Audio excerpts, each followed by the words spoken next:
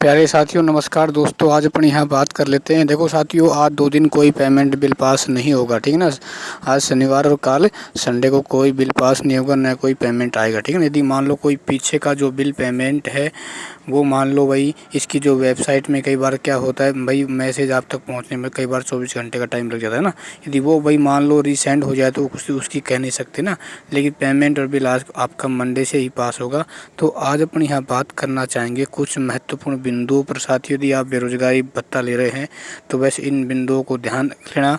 आप जब तक बेरोजगारी भत्ता लोगे आपको कभी भी समस्या नहीं आएगी। साथियों, मेरा हरदम प्रयास रहता है कि आपको कम से कम समय में, ठीक है ना, और आपकी भाषा में समझाने का मेरा प्रयास रहता है। देखो साथियों, सबसे पहले देखो इस पर बात कर लेते हैं। देखो साथियों, अधिकांश हमारे लगभग जो 80% साथी जो बेरोजगारी भत्ता ले रहे हैं तो उनके साथ इसी प्रकार की समस्या आती है। क्या कि भाई मान लो किसी महीने की, जैसे भी भाई आपको जून की अपलोड करवानी अटेंडेंस, उसके बाद जुलाई अगस्त सितंबर, यानी जब तक आप भत्ता लोगे तो आपको अटेंडेंस अपलोड करवानी है। तो काफ़ी साथी क्या है इसमें छोटी सी गलती कर देते हैं।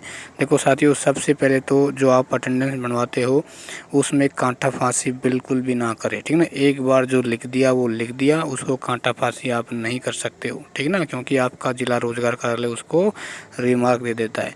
दूसरी बात, आपको भाई डिस्पैच नंबर लिखना है। डिस्पैच नंबर क्या होते हैं, आप जहाँ इंटर्नशिप कर रहे हो उस ऑफिस में जाके वहाँ पर जो भी बैठा होगा अधिकारी उसको कह जाना कि सर मेरा डिस्पैच नंबर दीजिए, वो आपको दे देगा, ठीक है। उसके बाद दूसरे नंबर पे आपको भाई क्या है, आपका नाम लिखना है, फादर का नाम लिखना है और सबसे इम्पोर्टेंट रजिस्ट्रेशन नंबर, ठीक है ना। उसके बाद आता है, इससे भी इम्पोर्टेंट आती है, जिस भी अधिकारी की मोहर व साइन लगवाते हो, जैसे मान लो किसी भाई ग्राम विकास अधिकारी की लगवाते हो, पटवारी की लगाते हो, किसी CHC हो हॉस्पिटल के डॉक्टर की लगवाते हो, प्रिंसिपल की लगवाते हो, तो उसकी मोहर है ना वो बिल्कुल स्पष्ट होनी चाहिए और उसका नाम स्पष्ट नीचे साइन किया हुआ होना चाहिए और उसके मोबाइल नंबर है वो नीचे लिखे होने चाहिए, ठीक है। उसके बाद आपने कितने दिन इंटर्नशिप की है, किस तारीख से आपने शुरू किया और इस महीने की आपको लास्ट डेट लिखनी होती है, ठीक है। और आप कितने दिन अनुपस्थित रहे वो आपको लिखनी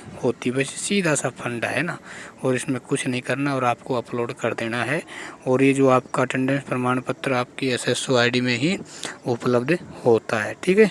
अच्छा, ये दूसरे नंबर पे जो साथी भाई जिनके फॉर्म अपलोड हो रहे हैं या जिनके हो चुके हैं, यदि आपने टेक्निकल कोर्स के लिए सहमति दे दी है या टेक्निकल कोर्स की क्वालिफ़िकेशन यदि आपने अपलोड कर दी है तो आपको कुछ नहीं करना।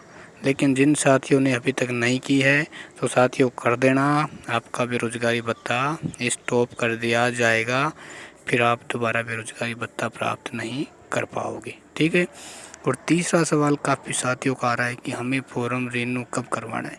देखो साथियों, रिन्यू वाला सिस्टम बिल्कुल समाप्त हो चुका है, आपको रिन्यू नहीं करवाना है, ठीक है ना।